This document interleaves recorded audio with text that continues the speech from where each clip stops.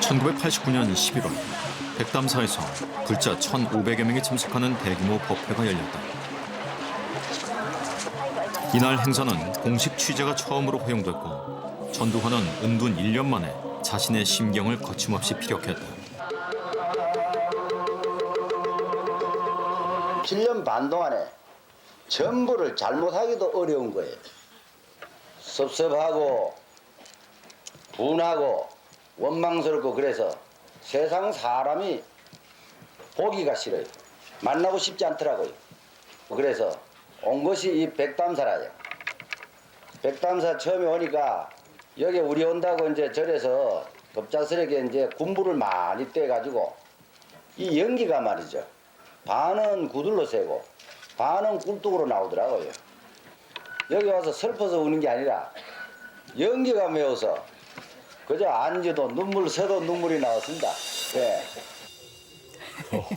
약간 건조한 토크쇼 보는 것 같아요. 뭐죠 이게 지금 신행담이라고 하는데 신행담? 그런 사실은 거의 없죠 이런. 근데 아마도 전두환이 전직 대통령이었기 때문에 일반 대중에게 아마도 나 아직 살아 있어라는 걸 보여주고 싶기도 하고. 그러니까. 궁금한 게 사람이 굉장히 많았어요. 저때 당시에 백담사는 그렇게까지 유명한 절이 아니라고 하지 않았나요? 그러니까 이제 시간이 지나면서 백담사는 더 이상 전두환의 유배지나 은둔지가 아니었습니다. 전두환을 보겠다고 사람들이 인산인해를 이루었어요. 당시 기록을 보면 하루 평균 3,000명 정도가 이 백담사에 모였다고 하고요. 그래서 백담사가 화장실 걱정을 할 정도였다고 합니다. 그래서 또 당시 기사를 보면은 이 전두환이 워낙 입담이 좋아가지고 그 얘기를 들으려고 그냥 지역 주민들도 한 번쯤은 다 백담사로 한번 와보는 그런 상황이었다고 그랬죠. 근데 저거 많은 사람들 중에 추종 세력도 덜어있겠지만 그 궁금해서 확인하러 온 사람들이 많았을 것 같아요. 그죠? 그러니까 전두환은 저렇게 대중들 앞에서 자기 이야기를 할 수 있는 기회를 갖게 됐고 그러니까 여기에서 거침없이 얘기를 합니다. 근데 주로 자기 대통령 재임 시의 업적을 자랑하고 반면 노태우 정부의 여러 가지 문제들을 비판하는 이런 이제 이야기들을 하는 거죠. 근데 백담사가 저런 용도로 활용되면 안 되죠. 안 되죠. 백담사는 그 만해 한용운 선생이 심지에 지쳤을 때 돌아와서 좀 쉬시기도 하고 깨달음을 얻는 곳이기도 하고 또 3.1운동 때 3년간 투옥됐다가 돌아오신 것도 백담사거든요. 근데 어느 한 정치인이 그 만해 한용운의 어떤 그런 모습들을 다 깔아뭉개고 자신의 어떤 정치적인 것들을 이야기하면서 소비되어지는 공간으로 바뀐다라고 하는 거는 가슴이 너무 아프네요. 자, 백담사에서 은둔 생활이 아닌 은둔 생활했던 전두환인데 1989년 마지막 날 다시 국회의 모습을 드러냅니다. 1989년 12월 30일에 백담사 생활 약 1년 만에 전두환이 청문회에 출석한다. 여야가 1년의 지리한 싸움 끝에 전두환이 청문회에 1회 출석하는 것으로 오공특위와 광주특위를 매듭짓기로 합의했기 때문이다. 성원이 되었기에 회의를 속개하겠습니다. 하지만 전두환의 불성실한 답변과 야당 의원들의 거센 항의로 청문회는 수차례 정회와 속개를 반복했다. 정언을 계속하겠습니다. 당시 5월 22일 자위권 발동도 가능하다는 겸사령부의 작전 지침이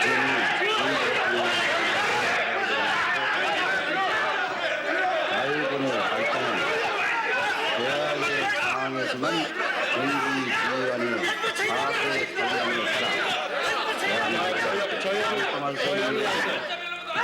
대한민국을 위급한 상황에 처한 전두환의 자위권 발동 발언은 청문회장은 순식간에 아수라장이 됐다. 답변이 끝난다면 증언 속개 30초 만에 일어난 일이었다. 정례를 선포합니다. 결국 5분 만에 청문회는 중단됐다. 전두환은 머리를 절레절레 흔들며 변호사와 함께 청문회장을 빠져나갔다.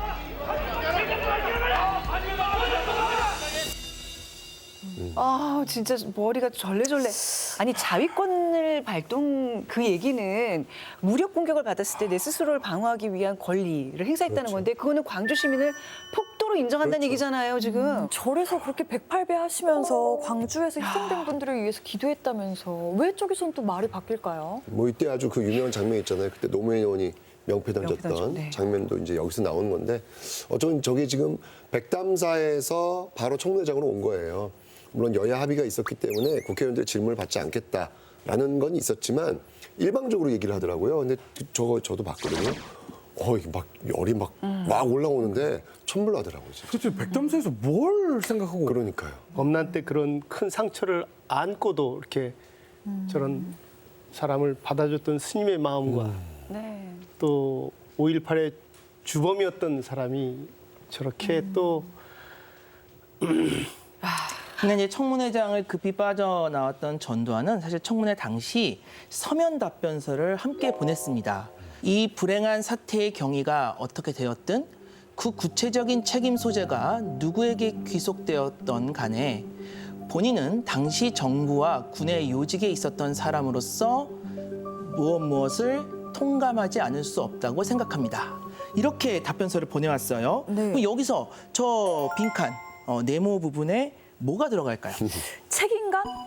죄책감? 그렇죠. 그런 유죠. 그런 거에 대는데 리을이 들어가니까 그건 아니죠. 책임을이 아니라 책임을. 굉장히 고민을 한 받침이 들어가면 안 돼. 자, 그러면은 일단 앞 단어만 먼저 보여드리겠습니다. 그 아, 책임에 책임은 나오네요.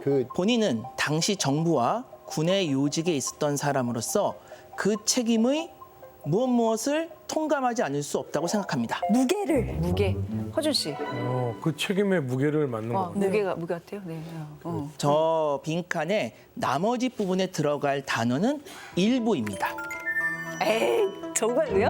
앞에만 하고 틀리잖아. 뭐야 이게? 와 이거 반전이다. 무게라고 해도 지금 받아줄까 말까인데 지금 말장난해요? 진짜 자, 반전이다. 그러면은 다시 한번 읽어볼게요. 이 불행한 사태의 경위가 어떻게 되었든 그 구체적인 책임 소재가 누구에게 기속되던 간에 네. 본인은 당시 정부와 군의 요직에 있었던 사람으로서 그 책임의 일부를 통감하지 않을 수 없다고 생각합니다. 참 너무한다. 비겁하다. 진짜 빠져나가려고 미꾸라지처럼. 근데 여기서 주목해야 될 네. 점은 이 발언이 그냥 말로 나온 게 아니라 네. 서면으로 나왔다는 거예요. 뭐 말을 할 때는 좀 앞뒤가 안 맞을 수도 있고 그냥 즉흥적으로 나올 수도 있지만 서면의 경우에는 문장을 하나하나 꼼꼼하게 따져서 만들게 되잖아요. 어떻게든 내 책임은 없다라는 걸 강조하고 싶었던 것 같아요. 그렇죠. 고르고 골라서 나온 말이 책임의 일부라는 말이고 이것은 결국 전두환이 끝까지 5.18 민주화운동 당시 유혈 진압에 어떤 시민들이 희생당하고 또 많은 피해가 있었던 것에 대한 어떤 경위나 그 진상에 대해서 자기의 책임은 정확하게 무엇인지 밝히지 않고 단지 부분으로만 그냥 떼우고 넘어가는 그런 상황이다라고 볼 수가 있어요. 지금 저 느낌은요. 제가 그냥 느끼기에는 책임이 없다라는 느낌이에요. 그 말이랑 그 똑같은 말이지, 거예요. 정부와 군의 요직에 있었던 사람으로서 책임을 통감하지 않을 수 없. 그렇게 그렇게 해도 지금이 될까 말까인데 헛 웃음밖에 안 나오네요. 야.